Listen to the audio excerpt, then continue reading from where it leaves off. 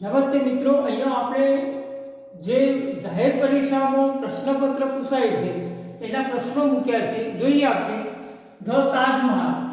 જો તાજમહાલ આગળ the article લાગે, કારણ કે એ દુનિયાની એક અજાયબી છે. આવી અજાયબીઓ હોય એના આગળ આર્ટિકલ ધ લાગે છે.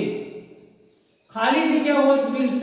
જો ખાલી જગ્યા was built by Shahjahan. Shahjahan દ્વારા બનાવાયું છે. હવે અહીંયા એક વાત એવી છે કે આ વાક્ય જુદું છે. હવે is the finest Tom in the world. જો તાજમહાલનું ક્રિયાપદ છે કાટલા છે, તો તાજમહાલ પહેલા વાક્યને આપણે સમજી લઈએ. The Taj Mahal is the finest Tom in the world. Tom એટલે કબર થાય, મોટી કબર છે આ. બાકી નાની કબર હોય એની કબર જ કહેવાય. ઇન ધ વર્લ્ડ દુનિયાની સૌથી સુંદર, finest, final, finest superlative degree, દુનિયાની સુંદરમાં સુંદર કબર છે. પણ તાજમહાલનું ક્રિયાપદ આટલું છે કે મતલબ એવો છે કે તાજમહાલ કરતા એનો ક્રિયાપદ અને એનો આ જે છે એ વધારાનું એટલે કર્મ છે. બરાબર. હવે આગળ વચ્ચેનું વાક્ય છે એને સમજવાનું છે. તો તાજમહાલ અને ખાલી જગ્યા વોઝ બિલ્ટ બાય શાહજહાં. જો એ વાક્ય પાછું પેસિવ છે,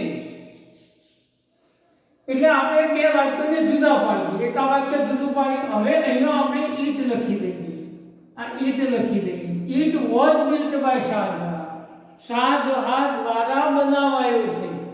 તો it was built by Shahjahan, તો શાહજહાં દ્વારા બનાવાયો છે. ના દ્વારા બનાવાયો છે એટલે પેસિવ રચના છે, એટલે ક્રિયાપદ ટુ બી પ્લસ વાઇ પાર્ટિસિપલ છે. અને અહીંયા એમ સમજવાનું કે તાજમહાલ કર્મ છે અને શાહજહાં કર્તા છે, એટલે વાક્ય પેસિવ થઈ ગયું. બીજી વાત એટલે આ બે વાક્ય આપણે જુદા પડે. હવે વાક્યની શરૂઆત આપણે સમજવાની, સરળ વાક્ય રચના સમજીએ. તો તાજમહાલ એટલે ઈંટ થાય. હવે આ ઈંટ કાઢી નાખીએ, તો ઈંટની જગ્યાએ અહીંયા આપણે વીજ મૂકીએ, તો આનો જવાબ સાચો થઈ જાય. કેમ થઈ જાય? તો તાજમહાલ એ સ્ત્રીલિંગ હોય અથવા પુલ્લિંગ હોય. જો સ્ત્રીલિંગ પુલ્લિંગનો મતલબ એટલે પુરુષ અથવા સ્ત્રી જાતિ હોય, તો અહીંયા હો અથવા હોમ આવે. પણ અહીંયા હો અથવા હોમ નહીં આવે. કેમ નહીં આવે? કારણ કે તાજમહાલ એ ન્યુટર જેન્ડરમાં આવે, એટલે ન્યુટર જેન્ડર માટે અહીંયા તમારે વીજ વાપરવું પડે. હવે આ કર્તાનું વીજ છે કે કર્મનું છે? તો મિત્રો કર્મનું છે, કારણ કે પેસિવ રચના છે. એટલે તાજમહાલ વોઝ બિલ્ટ બાય, જો તાજમહાલ એટલે વીજ એટલે it. Taj Mahal was built by Shahjahan. Shah Jahan built the Taj Mahal, એટલે એનું પેસિવ છે. મિત્રો અહીંયા હું એક જ વાત કહેવા માંગુ કે અહીંયા કર્મ વિભક્તિનું વીજ મૂકવું પડે. કર્મ વિભક્તિ વીજ અને વીજ થાય, કર્મમાં વીજ જ થાય.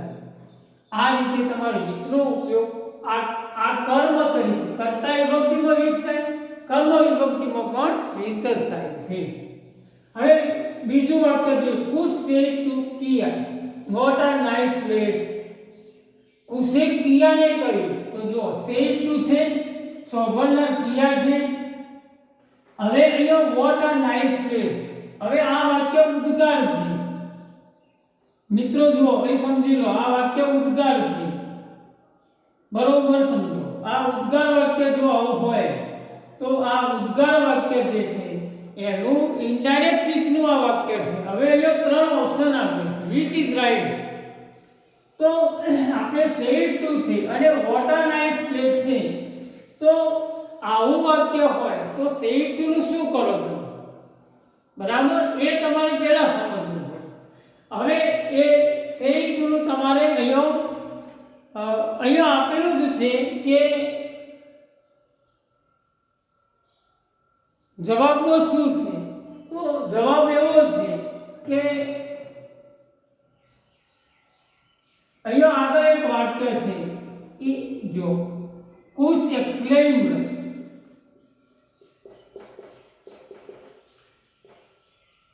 પછી અહીંયા ખાલી જગ્યા શું આવે? આ જવાબ લખવાનો છે. તો કુશ એક્સક્લેમ્ડ, આનો જવાબ આવો છે. કુશ exclaimed that it was a nice place. એટલે આની અંદર જવાબ that it was a nice place. હવે એ what a nice place સુધી જ છે, તો એનો મતલબ એવો થાય કે અહીં કર્તા ક્રિયાપદ મૂક્યો નથી. એટલે એનો મતલબ એવો થાય કે આ પ્લેસ છે એનું કર્તા ઈજ થાય, અને એના પ્રમાણે અહીંયા ઈજ થતું છે. જો ઇટ ઇઝ હશે એટલે હવે ઇટ ઇઝ નું શું કર્યું તમે? ઇટ વોઝ કર્યું. એટલે ઇનડાયરેક્ટ સ્પીચ જ્યારે બનાવો ત્યારે તમારે એક વાત યાદ રાખવાની કે એક્સપ્લેનેટરી સેન્ટેન્સ હોય એટલે કે ઉદ્ગાર વાક્ય હોય તો તમારે એક્સપ્લેન લખવું પડે, રિપોર્ટિંગ વર્બ એક્સપ્લેન લખવું પડે. એટલે કુશ એક્સપ્લેન ટુ કિયા, તો અહીંયા તમારે કિયા લખવું પડે, એક્સપ્લેન ટુ કિયા. હવે that it was a nice place આવું લખવું. તો અહીંયા it was a nice place, તો તમે જે લખો છો કે it was a nice place એટલે અહીંયા it જે છે એ તમારે લાવવું પડે. જો ના હોય તો તમારે લાવવું પડે, એના પ્રમાણે ટુ બી ક્રિયાપદ મૂકવું પડે એટલે was આવે. હવે આ પ્લેસ છે એટલે it આવી જાય. હવે એ નાઇસ પ્લેસ, તો it was a nice place. Nice, very, really આવા શબ્દોનો ઉપયોગ કરવો પડે, તો આના જેવો ભાવ થઈ જાય. આ વાક્ય જો ભાવ બની જાય છે, એવો ભાવ બનાવવા માટે તમારે અહીંયા it was nice, a nice લખવું પડે, તો એ નાઇસ પ્લેસ આવો અર્થ થાય. મિત્રો આપણે આવા વાક્યો જ્યારે પરીક્ષા પૂછાય ત્યારે એના જવાબો વ્યાકરણની ભાષા જો આવડતી હોય તો જ આપણે કરી શકતા હોઈએ છીએ.